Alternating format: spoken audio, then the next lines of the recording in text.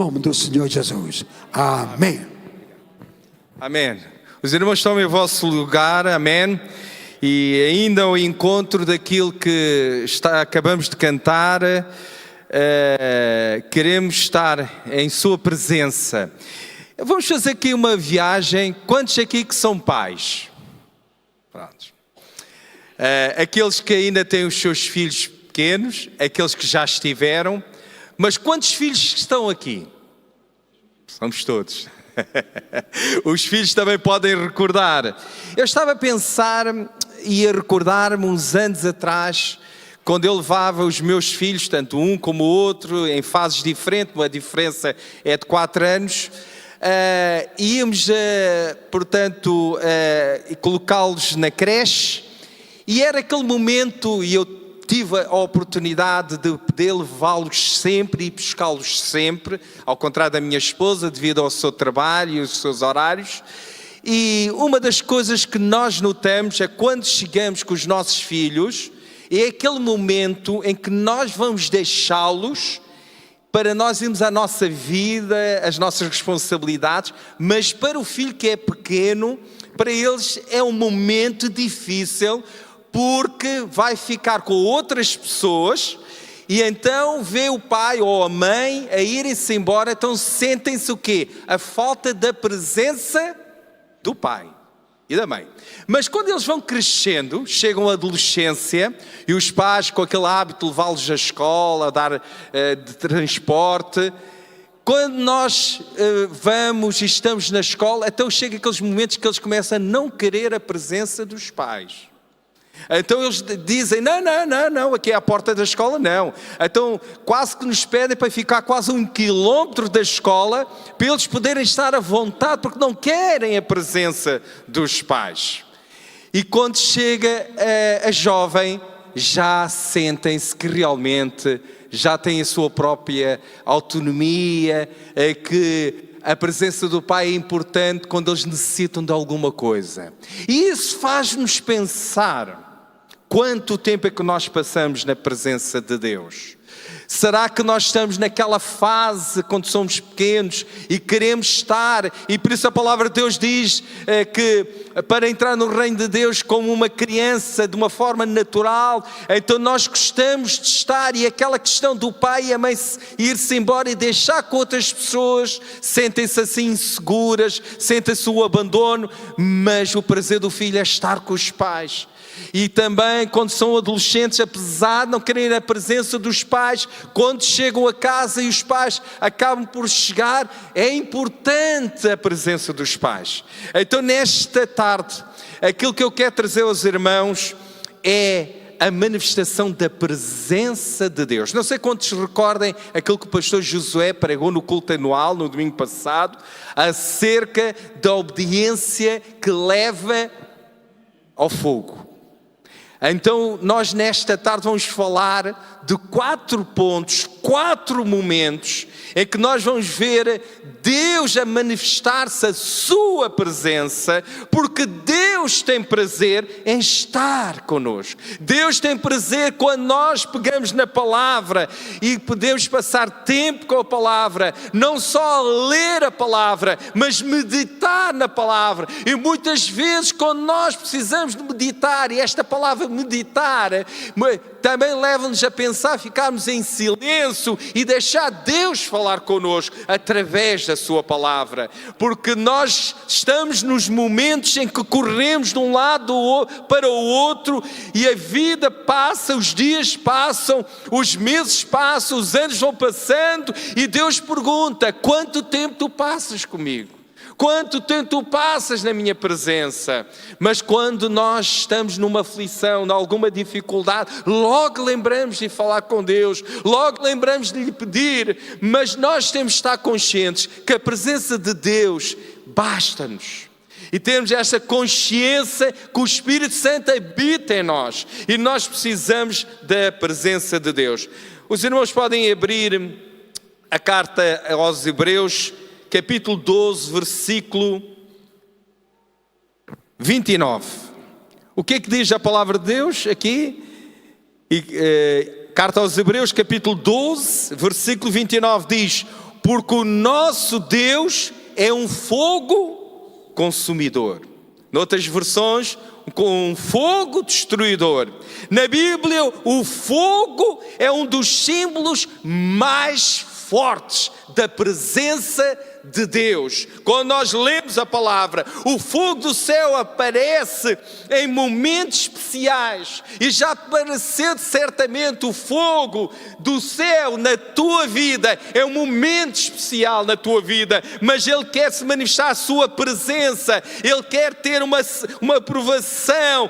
O poder de Deus se manifesta na nossa vida. Então quando Deus se manifesta com fogo, normalmente acontece em momentos decisivos, em momentos em que há libertação, em momentos que há consagração, em momentos que há restauração, momentos que há o avivamento. Então nós, fazendo parte deste povo de Deus, como ouvimos no domingo passado, não queremos só ter o nome de sermos pentecostes, mas queremos ser verdadeiros pentecostais. Queremos ser aqueles que estamos cheios do Espírito Santo. Amém, porque o Espírito Santo habita em nós. Então desde o Antigo Testamento até o Novo Testamento, nós vemos Deus a manifestar-se através do fogo. E o fogo de Deus não é apenas um fenómeno físico, mas representa a ação sobrenatural de Deus no meio do seu povo. Amém, aleluia. Então vamos ver o primeiro momento em que o fogo confirma a presença de Deus. E nós precisamos desta presença de Deus. Nós temos o Espírito Santo, nós precisamos desta presença. Livro de Levítico, capítulo 9, e versículos 23 e 24. Diz assim a palavra de Deus, Levítico, capítulo 9, versículos 23 e 24. Diz assim a palavra de Deus: então entraram Moisés e Arão na tenda da congregação, depois saíram e abençoaram o povo, e a glória do Senhor apareceu a todo o povo. E diz no versículo 24: porque o fogo saiu diante do Senhor e consumiu o holocausto e a gordura sobre o altar, o que vendo todo o povo, o que é que aconteceu? Jubilou e caiu sobre as suas faces. Então vemos este momento, algo que acontece neste início do ministério sacerdotal.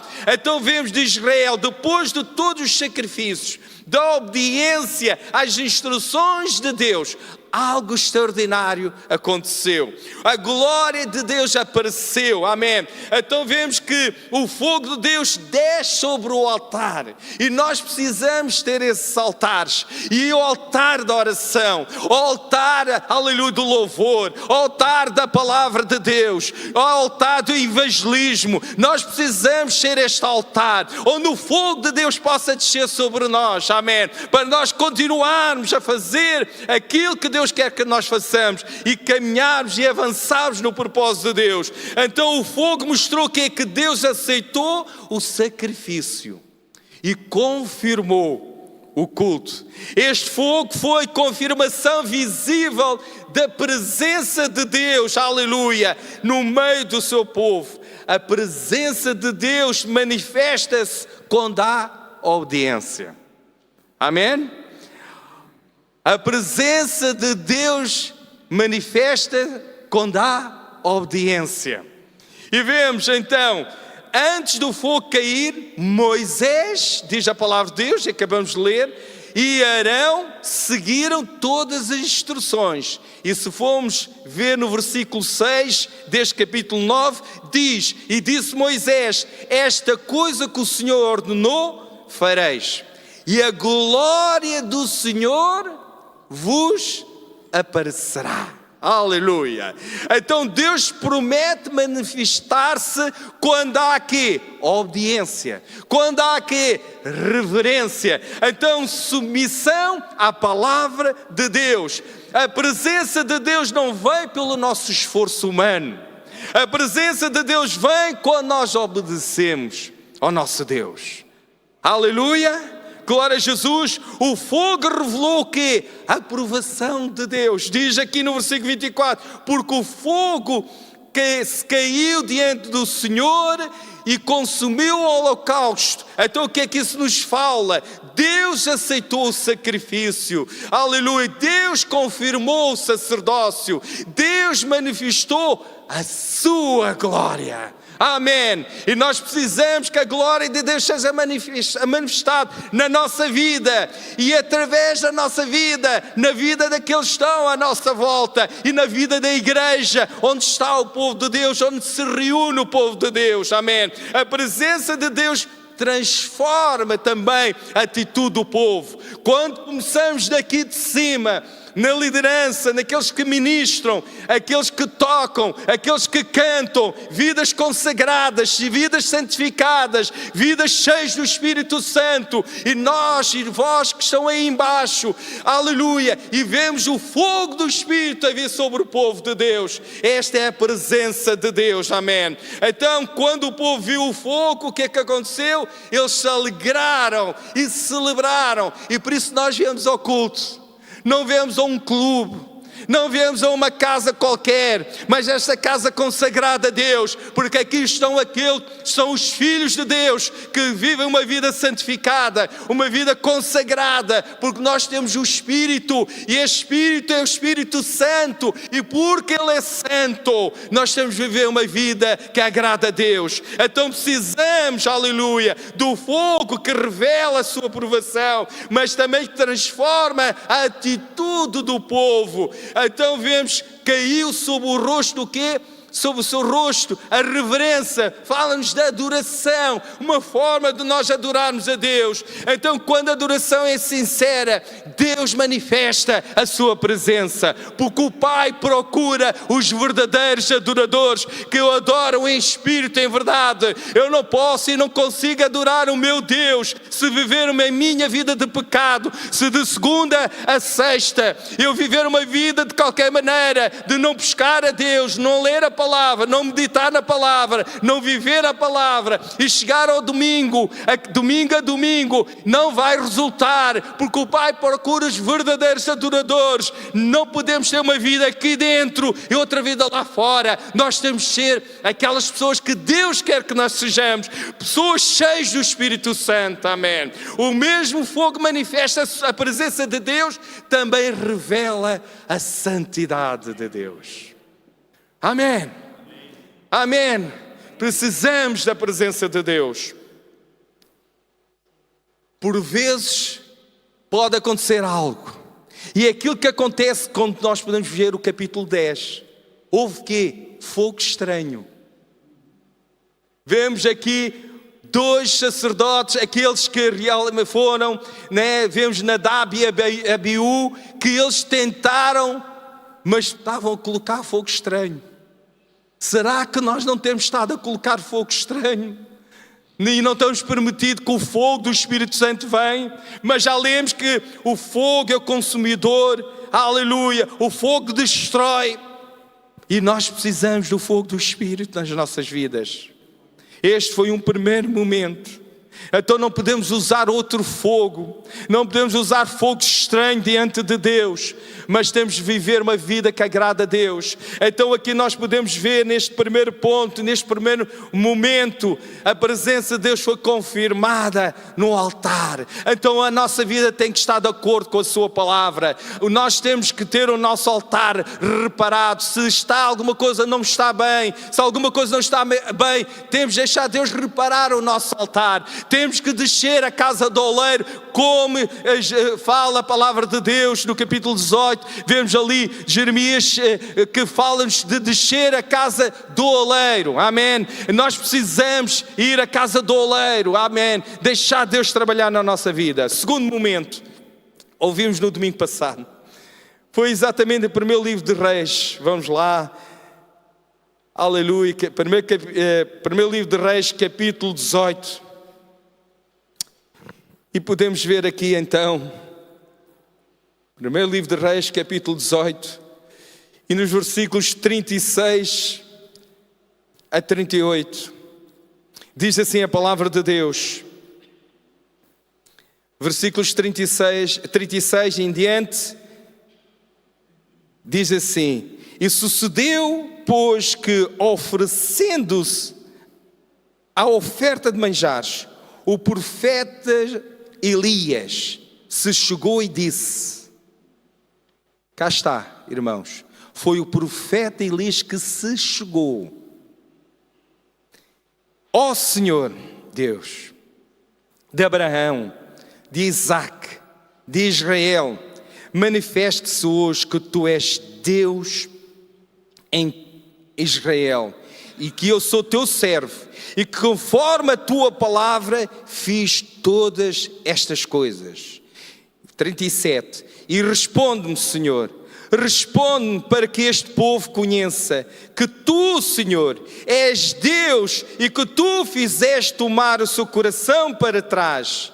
Então caiu o fogo do Senhor e consumiu o holocausto e a lenha e as pedras e o pó e ainda lambeu a água que estava no rego. Até aqui a palavra de Deus. Vamos ver aqui, acontece um momento muito importante na história de Elias, quando ele confronta os profetas de Baal no Monte Carmelo. Nós vimos isso e ouvimos no domingo passado. Irmãos, no contexto histórico, naquele tempo o reino de Israel estava sobre o governo do rei Acabe. Havia uma crise espiritual. No rei Acabe havia uma influência da sua esposa Jezabel.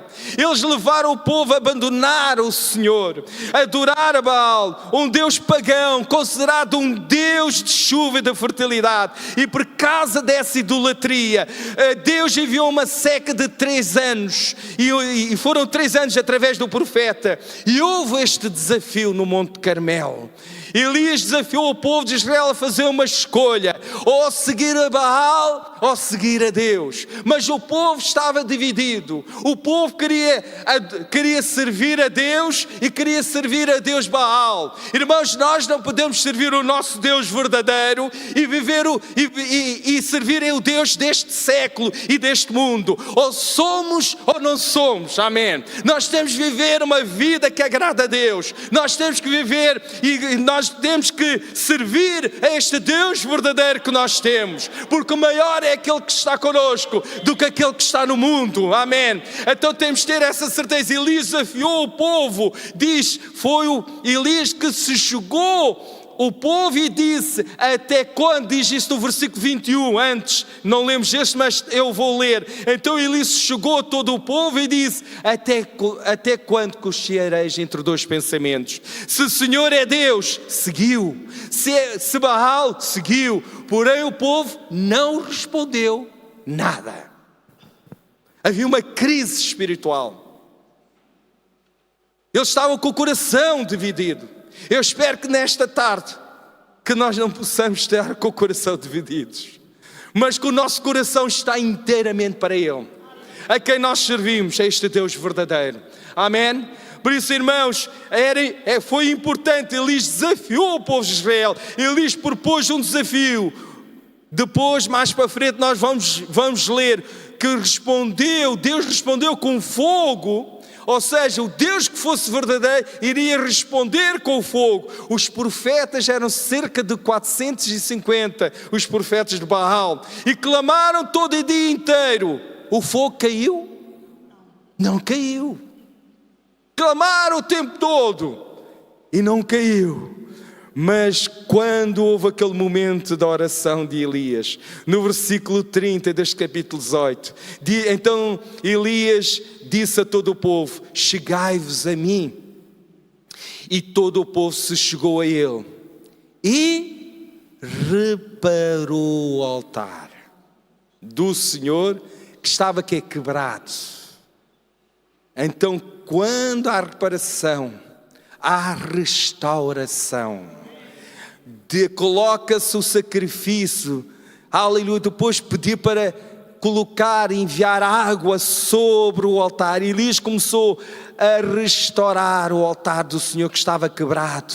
O altar fala-nos isso mesmo, da oração, da nossa comunhão, do nosso relacionamento com Deus, da nossa intimidade com Deus. Cuidado com as distrações. Aquilo que ouvimos na conferência missionária.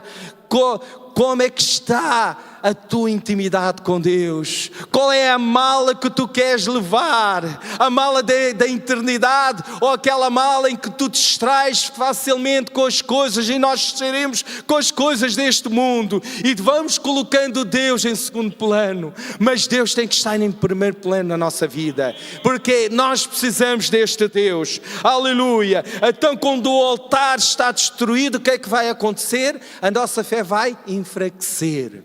Nós vamos ficar enfraquecidos. A presença de Deus, vamos começar a falar o que o nosso coração tem, o que o nosso coração sente. Olha, porque é que isto está a acontecer na minha vida? Porque quando começa um problema, começam todos ao mesmo tempo? Será que Deus já não ouve a minha oração? Será que Deus já não me liga? Será que Deus já não quer saber de mim? Não, Deus quer. Deus não desiste de ti. Porque quem desiste somos nós. Quem desiste és tu, mas Deus não desiste de nós, porque Ele nos ama. Ele nos ama e provou o seu amor. Ele expressou o seu amor quando enviou Jesus, e Jesus foi a expressão do amor de Deus, obediente até a cruz. Aleluia! Então nós temos este amor de Deus. E Elias faz essa oração simples, como nós podemos ver nos versículos 36 e 37. Sucedeu, pois, que oferecendo a oferta de manjares, o profeta Elias se chegou e disse: ó Senhor, Deus de Abraão, de Isaac, de Israel, manifeste-se hoje que tu és Deus em Israel e que eu sou teu servo e que conforme a tua palavra fiz todas estas coisas. Responde-me, Senhor, responde para que este povo conheça que tu, Senhor, és o Deus e que tu fizeste tornar o seu coração para trás. Elias não queria mostrar o seu poder pessoal, porque ele queria que o nome de Jesus fosse glorificado. A oração de Elias foi simples, mas cheia de fé. Cheia de fé. Amém. Irmãos, nós precisamos ser pessoas cheias de fé. Pessoas que nós queremos. Não só cheios de fé quando estamos juntos aqui na igreja, não só cheios de fé quando estamos com outros irmãos, mas quando passamos pelas provações, quando passamos pelas dificuldades, quando passamos por situações de saúde, nós temos que ser pessoas cheias de fé e dizer: ainda que Deus permite que isso aconteça na minha vida, mas vou continuar a confiar nele, vou continuar a esperar nele, eu vou continuar, aleluia, a esperar nele, porque ele é o Deus soberano, ele é o Deus que está no controle de todas as coisas. Elias pediu 3 coisas. Uma, que Deus se revelasse como o Deus verdadeiro de Israel. Segundo, que o povo soubesse que Elias é um servo de Deus. As pessoas precisam de saber, os nossos colegas de trabalho da escola precisam de saber que nós somos servos de Deus. Amém. Nós somos servos de Deus. E Elias também pediu que o coração do povo voltasse para Deus. Voltasse para Deus. O filho pródigo, ele pegou na sua parte da herança. Ele foi, o pai deixou-o ir. Houve um momento difícil da sua vida, que tudo o que ele tinha levado, ele já tinha gasto. E ali ele desejou a comida dos porcos, mas lembrou-se da casa do pai, lembrou-se, e o que é que aconteceu? Se arrependeu, porque quando nós voltamos a estar diante de Deus, voltarmos para Deus, nós precisamos de arrependimento. Arrependimento é voltarmos, não é um caminho inverso. Ele voltou para a casa do pai. O pai não estava preocupado, vemos a figura de Deus, o pai. Não estava preocupado o que é que ele ia dizer, o que é que ele ia desculpar-se de alguma coisa. Não, o pai mandou preparar um grande banquete. Aleluia. E ali ele estava à espera, ele já desejava esse tempo do filho voltar. O pai, quando viu e o filho viu o pai, foi um momento único. Aleluia! Foi um momento único. Não posso esquecer, há muitos anos atrás, quando eu estava no trabalho das prisões, não posso esquecer de um recluso que quando vinha ao nosso grupo, eu perguntei que deseja que vocês têm, e quase todos eles diziam que saíssemos em liberdade. Mas este recluso que já não está, já está com o Senhor, este recluso disse: pastor, eu quero voltar a ver a minha filha. A mãe da minha filha não me deixa, nem me telefona, não sei nada da minha filha. Eu disse: se tu queres, se tu queres e se tu quereres, vamos orar e Deus vai fazer isso. Deus vai abrir a porta. Eu recordo-me, irmãos, tempo depois, ele teve o primeiro contato, pediu autorização para dar o contato da mãe da menina, e eu fui buscar a menina, trouxe a mãe da menina e a avó da menina, ficaram à porta da prisão. Eu entrei naquele portão, lá do estabelecimento prisional, e quando o guarda está ali com o detentor para nos revistar, e aquela menina estava ali, ouviu ao fundo, o pai trabalhava na messe dos guardas prisionais, e via-se ao fundo, ela olhou e viu o pai, e ela não foi de modos, não quis saber do guarda, não quis saber de nada. Ela viu umas flores, e ela ao pé do guarda foi buscar uma flor, e o guarda ficou a olhar para ela, ficou paralisado porque o anjo o paralisou, e então a menina correu. Tão bom ver o abraço de um pai e de uma filha, ver este amor tão maravilhoso. Aleluia! Foi assim que aconteceu com o filho pródigo. Aleluia! Aquele que estava em casa e não saiu de casa, não desfrutou das promessas, das bênçãos da casa do pai, porque não quis. Irmãos, muitas vezes nós não desfrutamos das promessas da palavra porque não queremos, porque Deus nos tem abençoado com todas as bênçãos celestiais, e há promessas para nós, precisamos desfrutar destas bênçãos. A resposta foi: caiu o fogo do céu e consumiu, diz o versículo 38, o holocausto, a lenha e as pedras e o pó, e ainda lambeu a água que estava no rio. Então caiu o fogo do céu, consumiu o sacrifício, queimou a lenha, secou a água, consumiu até as pedras. O fogo veio para quê? Restaurar a fé do povo, restaurar a fé do povo, mostrar quem era o verdadeiro Deus. E nesta tarde pergunto a ti e a mim: quem é o nosso Deus verdadeiro? Amém, aleluia. O que vem todo o povo caíram e disseram: só o Senhor é Deus, aleluia, só o Senhor é Deus. E nesta tarde podemos dizer isso e declarar com as nossas bocas: só o Senhor é Deus, só o Senhor é Deus, aleluia. O fogo do céu produziu o que é o povo? Revelação de quem era o verdadeiro Deus. Antes do fogo descer, o povo estava dividido, tinha o seu coração dividido entre o Deus Baal e o Deus de Israel. Mas quando o fogo caiu, toda a dúvida terminou.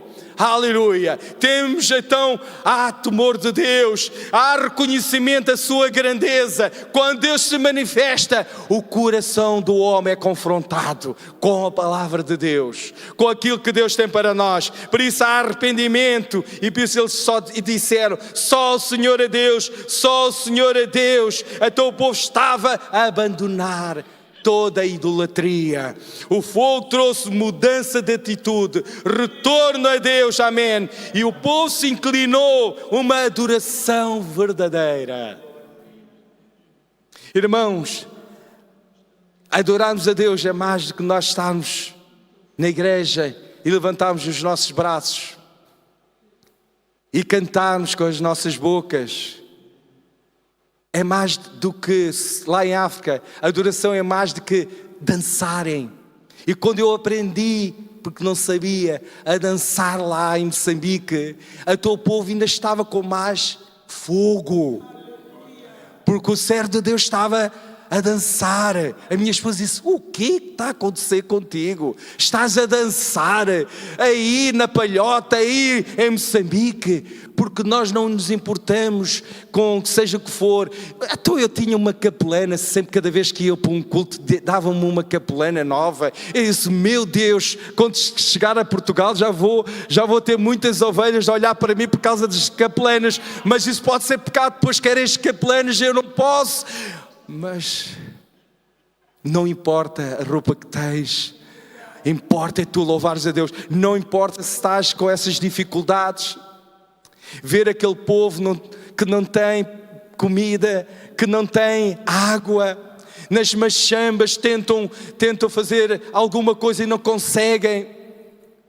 Mas depois, quando se juntam para cantar, ninguém os para. Porquê? Porquê que isso acontece? Eles começam a adorar o verdadeiro Deus. Amém, o nosso verdadeiro Deus. Então o fogo de Deus transforma um povo indiferente num povo adorador. Então, irmãos, nos dias de hoje Deus continua a manifestar o seu fogo, amém, quando há altar restaurado, quando há uma oração sincera, quando há uma fé verdadeira, quando há um coração arrependido. Quando o fogo de Deus desce, o povo não pode ficar indiferente.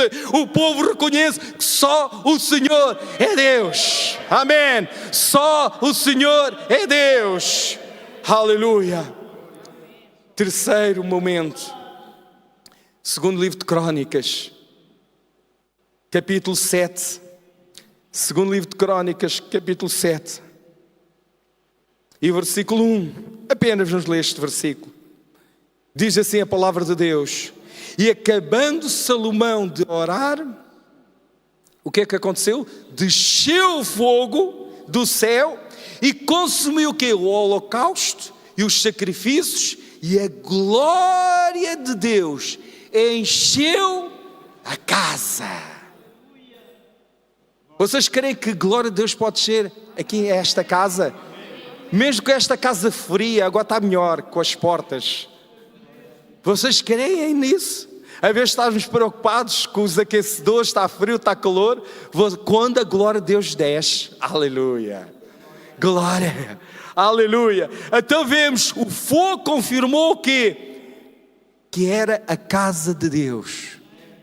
Irmãos, este é o lugar onde nós nos juntamos, onde nós temos prazer, estamos uns com os outros, onde nós podemos olhar uns para os outros e dar um sorriso, a paz de Deus, aleluia, e partilharmos a palavra de Deus, partilharmos e testemunharmos. Não é de nós falarmos das coisas que estão a acontecer, das notícias que nós vimos, porque quanto mais a nossa boca fala dessas coisas, é aquilo que a gente vê, é aquilo que a gente ouve. Mas tu, em vez de passares o tempo a ver a televisão, as notícias ou na internet, passa tempo com a palavra de Deus, passa tempo na sua presença, vais ver a diferença. A tua boca vai falar o que o teu coração está cheio. Na dedicação do templo, Deus respondeu à oração com fogo do céu, e a sua glória encheu o templo, aleluia. Qual foi o resultado? Desceu o fogo do céu, a glória encheu o templo, o fogo confirmou a casa de Deus. O fogo veio depois de quê? Da oração. Acabando Salomão, diz aqui, de orar. Então isto o que é que tem que acontecer primeiro? Primeiro precisamos de consagração. Nós precisamos de oração. Nós precisamos de jejum. Nós precisamos de dedicação. Amém. Quando nós fizermos isso, o fogo vai descer sobre nós, sobre o seu povo. Amém. Sobre o seu povo. Depois veio o fogo e a glória. A glória, aleluia, o fogo revelou a glória de Deus. A presença de Deus era real, era poderosa, amém. Ninguém podia ficar indiferente por causa da presença de Deus, aleluia. A presença de Deus levou o povo a quê? Adoração. Adoração. Às vezes quem está-nos a dirigir, e louvamos a Deus pelos nossos jovens, louvamos a Deus quem se prepara, ensaia, se dedica e que está aqui à frente. Se eu perguntar ao nosso jovem Melquisedeque, aleluia, meu irmão Melque, às vezes é difícil puxar pelo povo para levar a adoração, mas se eu lhe disser o que é para ti a adoração, eu já sei qual vai ser a resposta dele. A resposta certamente será como outras respostas. A adoração é uma atitude do adorador. É vivemos uma vida de adoração. Não precisamos às vezes tocar nem cantar, mas vivemos uma vida que agrada a Deus e sejamos cheios do Espírito Santo. Amém. Glória a Deus. Quando Deus se manifesta a sua glória, enche o lugar e leva a adoração e ao louvor. Quando a casa é consagrada, o povo ora a Deus, responde com o fogo da sua presença. E por último, vamos ver, não podemos deixar de ver, Atos capítulo 2 e versículo 3.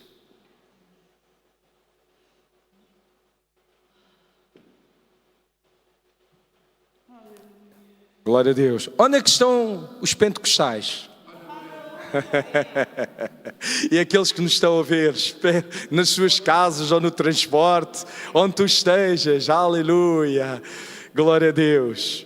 Diz no versículo 3: e foram vistas por eles línguas repartidas como que de fogo, as quais pousaram sobre cada um deles. E no versículo 4: e todos foram cheios do Espírito Santo e começaram a falar em outras línguas, conforme o Espírito Santo lhes concedia que falassem.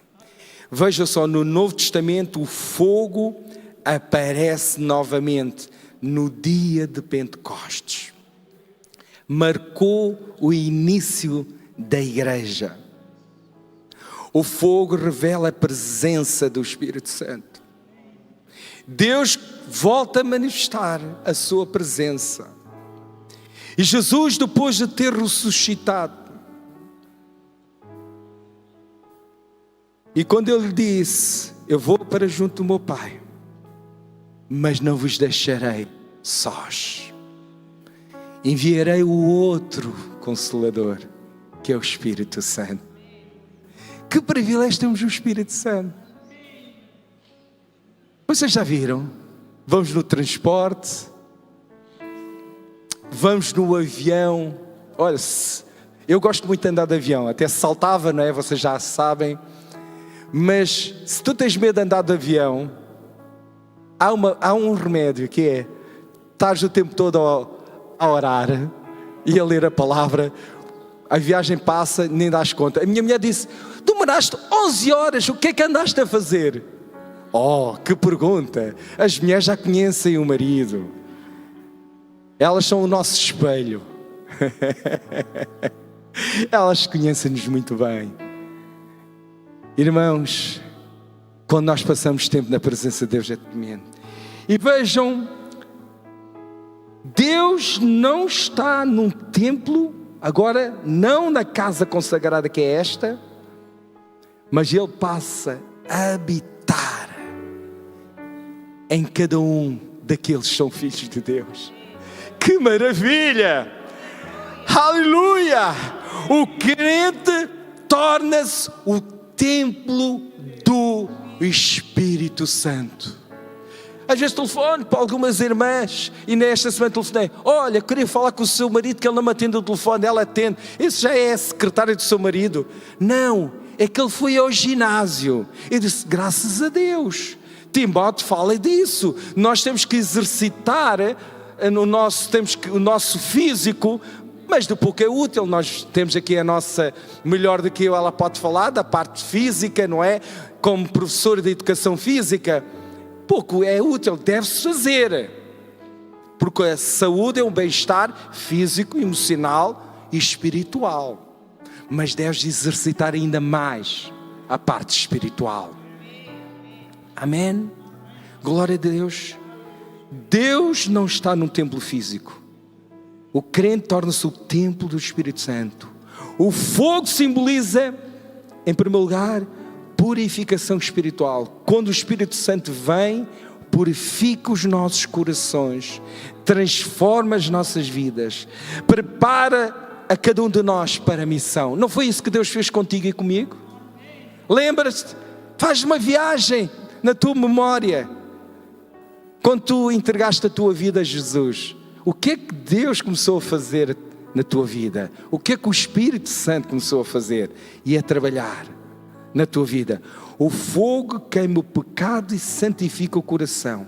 Então vemos que o fogo representa o poder espiritual.